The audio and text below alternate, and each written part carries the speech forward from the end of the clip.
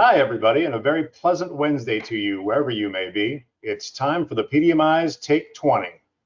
I'm Thomas Hare, Chief Content Officer of the Performance-Driven Marketing Institute, a not-for-profit trade association that serves companies in the performance and direct-to-consumer marketing world. And thank you for indulging my very small tribute there to one of my heroes, Vin Scully, on the day following his passing. Indeed, it is time for the latest episode of Take 20, created by the PDMI's Brand Response Council. These 20-minute live conversations featuring leaders in the performance marketing world speaking about the hottest topics in the industry are scheduled twice a month. Before we get to today's conversation, a housekeeping note. We'll be addressing any questions from the audience at the end of the day's session, but you don't have to wait to ask them. Utilize the questions tab on your control panel to type and send your question in. We'll be collecting them, and we'll try to get to as many as possible in the final moments of this episode. Today's episode is titled Sports Gambling Antes Up. With online sports gambling flowing into the mainstreaming culture, thanks to FanDuel, DraftKings, Caesars Sportsbook, BetMGM, and more, hundreds, if not thousands, of gambling sites are looking for state and federal regulations to change so they can explode into the wide commercial space. Online sports gambling is now legal in 20 states, with in-person sports gambling legal in 10 others, and the vast majority of the remaining states are in the process of some form of legalization at this point. What's on deck? Who will be the big winners in the new landscape? Will online sports betting become a normalized product offering? To discuss, we welcome Dan Kelly, Vice President of National Sales for Brightline, whose past experience includes a stint as a media executive for the NFL, and Brand Response Council Chairman Chris Foster of Modern Postcard. Gentlemen, let's get to the conversation. Great. Thank you so much, Thomas. I appreciate that. And Dan, welcome in. We're so glad to have you here and to share your expertise. Like Thomas mentioned, a lot of the changes are happening state by state. Federal and state regulations aren't lining up, and specifically in California, Prop 27 is on the ballot for November, which, if passed, would allow major sportsbooks operators to partner with tribes in the state to offer mobile sports betting, regardless of whether the bettor is on tribal lands or not. It's a big change where sports betting is mostly illegal, except for on these tribal properties. So we know that it's going to be changing not only state by state, but also in terms of the media and the outlets. So Dan, welcome in. And before we get into some of the details of, I'd like to ask about the current legality to kind of help frame the landscape for us and to tell us what's actually legal or not legal as you see it within the various states and within the country itself. Thanks, Chris. Good to be back doing a Take 20 and chatting with you. So appreciate the time. I mean, state by state, the legal issues around it definitely differ. But I mean, I believe now we're over 36 states that have accepted, online sports gambling. And probably over the election cycle of the next 2 years, that number is just going to continue to grow.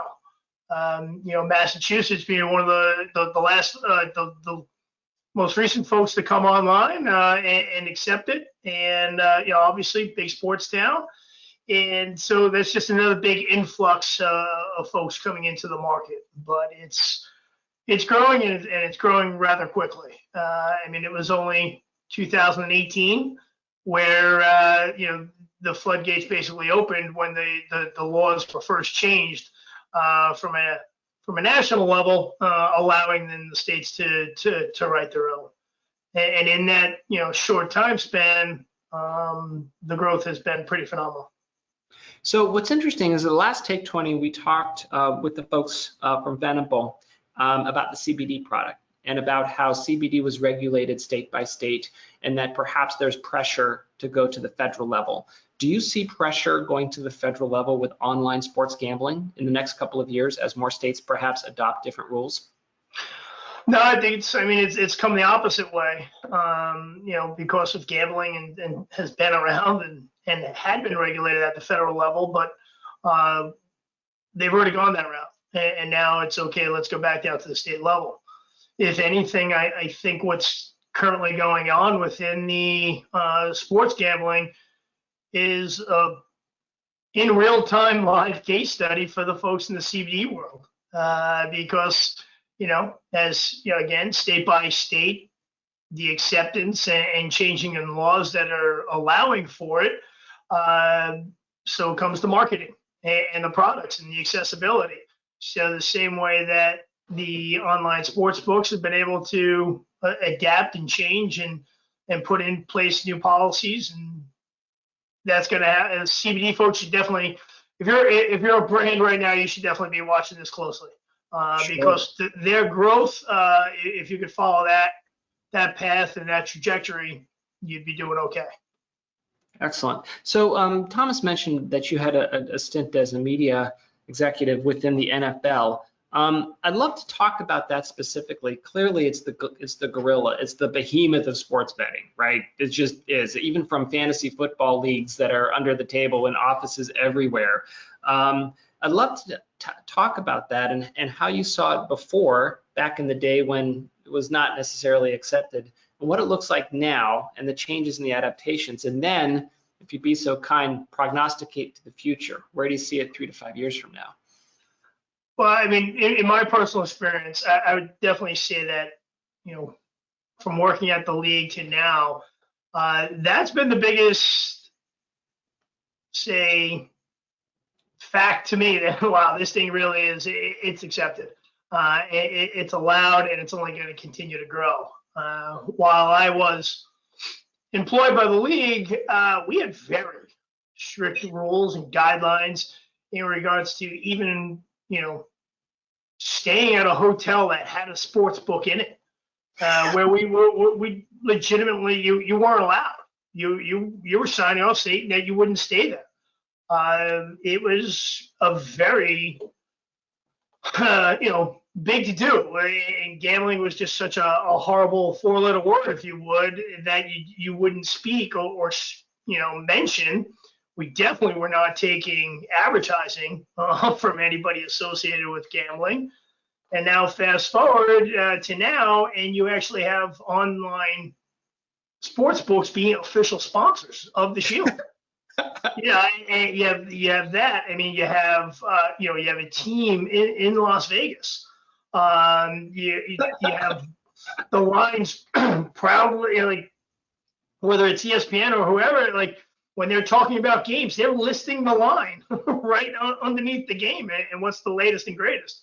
So the acceptance, it's not just a little bit, it's at the highest level. The acceptance of it, and it really is just a matter of, okay, the last remaining states that can figure out how they can profit off of it, they'll eventually get online with it. Sure. So we talked about NFL, and clearly that's the top. I would have to believe, though, that starts matriculating down, not only out towards the other leagues, but down even perhaps at the collegiate level, where with the NCAA and some of the challenges that they have with figuring out how to handle those athletes and those teams and the money that's involved. We know, everybody knows that in March Madness, there are pools everywhere throughout the country that are independently and unofficially putting money on that. How does online sports betting or online gambling tap into the NCAA? And is that a third rail, or is that something that you see happening in the future? I mean, you're able to gamble on the gambling aspect around NCAA is going to be there. Whether or not the NCAA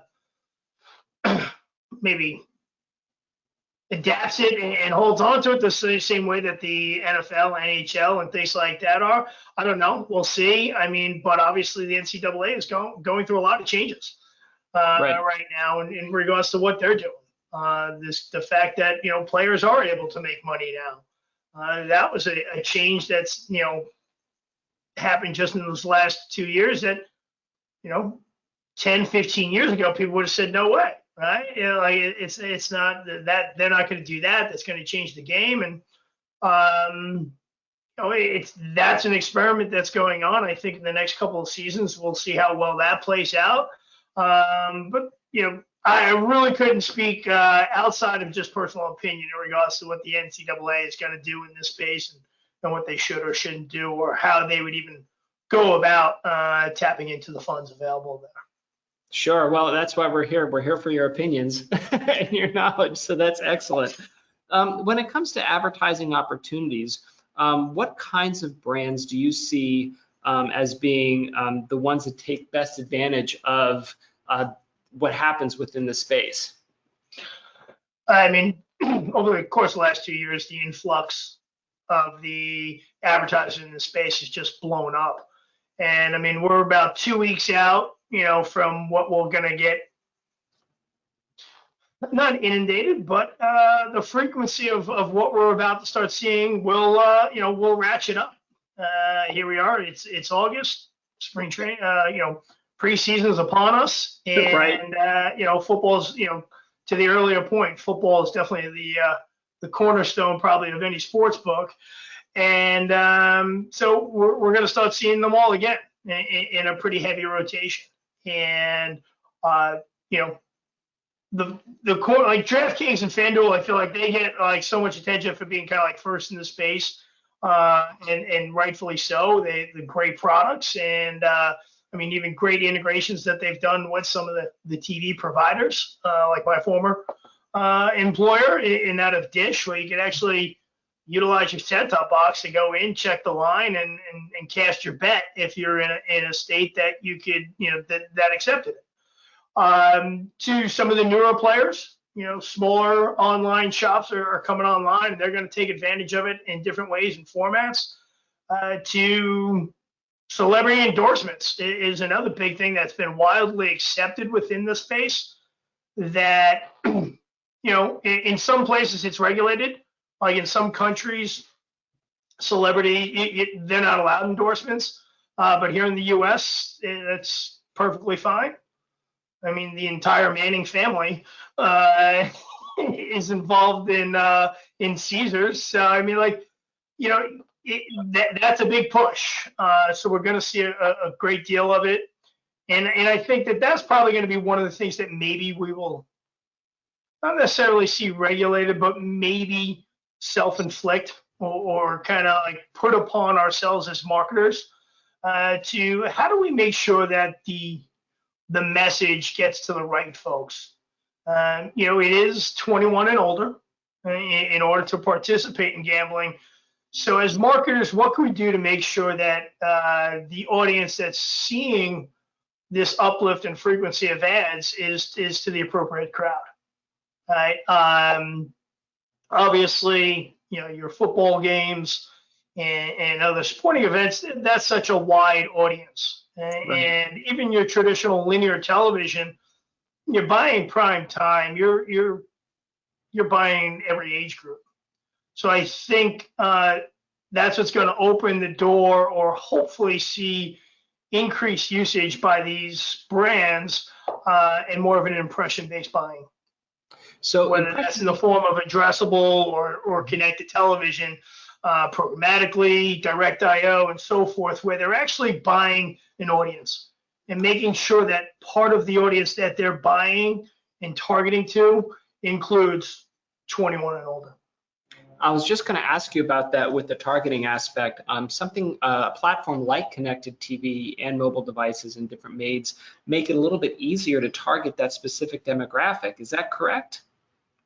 Oh, without a doubt. I mean, that's the driving factor behind addressable and your streaming services. And the beauty of it is that you can go away from just buying large scale audiences, right? And ratings. Go buy your audience. Right. And this is the prime example of a product and a line of business that really should be utilizing the targeting capabilities that are available out there.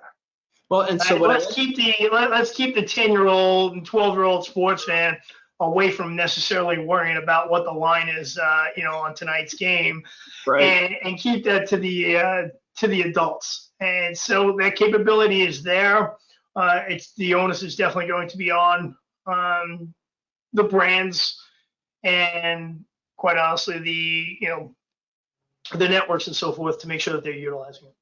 So what I like about this is we've seen this in a couple of spaces the last several years, where the available technology of content receiving, the audience doing that, and the device perfectly pair with a market space and the growth of a market space, whether it be e-commerce, whether it be especially with Facebook ads, the accessibility. We look at the growth of Amazon purchasing via mobile devices. So there's this interesting confluence of the technology, customer behavior, and a market opportunity.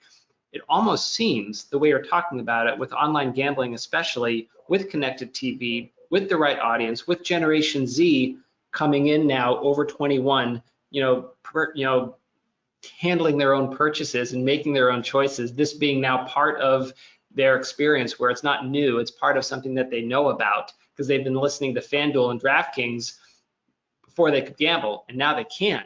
It almost seems like it's a perfect confluence of these rivers in the next couple of years. Without a doubt. And again, this is, online sports gambling, right? And streaming is online television. And now you have the availability and, selfish plug, companies like Brightline are able to help an advertiser's ad do that, be interactive. Whether it's a simple, scroll through and quite honestly get the lines for the NFL, the MLB, the NHL, depending upon whatever season we're in, to grabbing your phone and being able to scan the QR code to go ahead and place your bet. Sure. So it definitely is. This is a great example of we're at a great intersection of the tech stack where connected television can definitely help drive success and actually immediate action for these clients. And again, doing so in a way that's targeted. Right. I love it. That's a wonderful way to get in. We're actually rolling up on the 28-minute mark. We just have time for a little bit of a couple of questions. Thomas, do we have any questions coming in from the audience? Yeah, we've got a few good ones. We'll see if we can wedge them in here. First one points out that many states that are still kind of in the outlier group have propositions on the ballot, like California's Prop 27 this year, that may impact the future of online sports gambling. Would you say that November elections are a make or break moment for the industry? I don't know if they are, but I think obviously California is the biggest fish in the sea. So what are your thoughts there? To me, no, I don't think. I think the states that are holding out right now, if anything, they're just going to be stuck standing there watching the other states make money. This isn't an industry that's maybe getting by making a few $1 million. They're making billions of dollars. They've had success, and it's just critical to each of those states as they come up to figure out whether or not they're going to get in on making the money, or if they're going to stand by and watch everybody else do it. Makes sense. Kind of another angle at this, you guys talked about it, obviously the partnership between sports leagues and the big brands in gambling. Do you think that they're serving as a sort of a force multiplier on those outlying jurisdictions? Is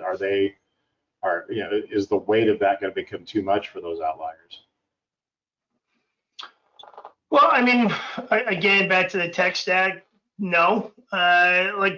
Does it help them see or feel more comfortable about what they're doing if these major, leagues and so forth have adapted it and are willing to do so? Are they a state that actually does have a team? A state like California that's got numerous football teams? That might obviously make them lean into it a little bit more, but tech-wise and IP address and things like that, it does prevent you from being able to do it if you really did want to stay out. Now, that said, tech-savvy individuals know how to get a VPN address and confiscate perhaps maybe where you're entering from, but that's going to be your small hardcore percentage as opposed to the state doing what they can if they feel that they need to prevent it. Yeah, and what I find really interesting about that comment, Dan, is I think about Prop 27 here in California, and it's really focused on the mobile, right? And so that you can actually gamble when you're not on tribal land from your mobile device.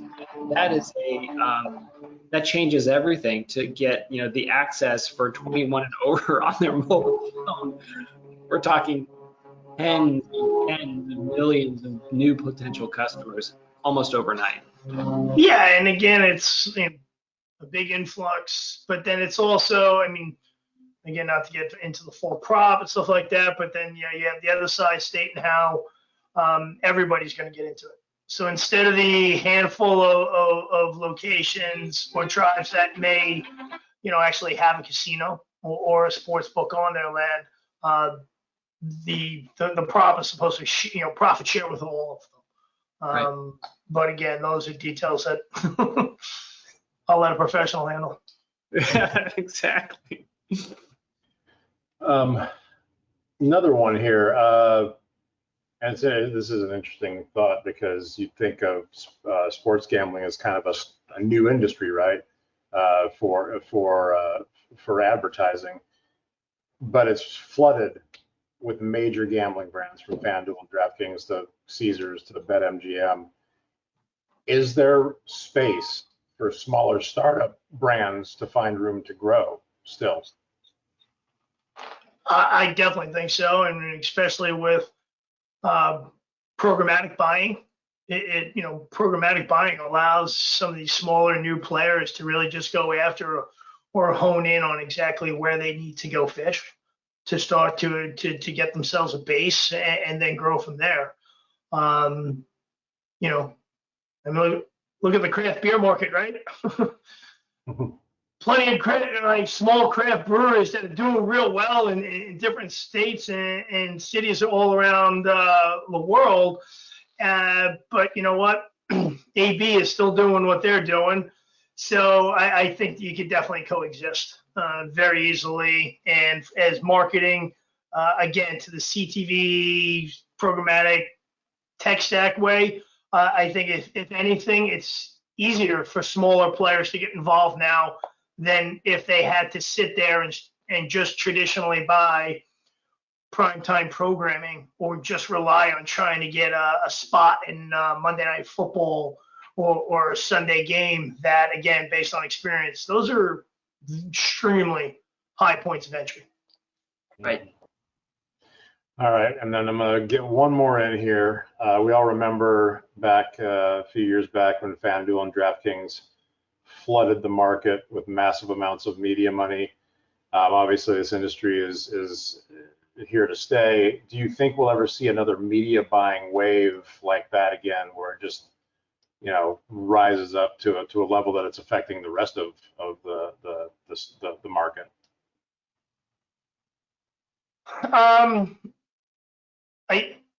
I think what kind of raised the alarms and everything at that point in time was the limited number of brands that were doing it, so it just made it that much more obvious. It was either DraftKings or FanDuel, DraftKings. So I think that's what kind of maybe went a little too over the top.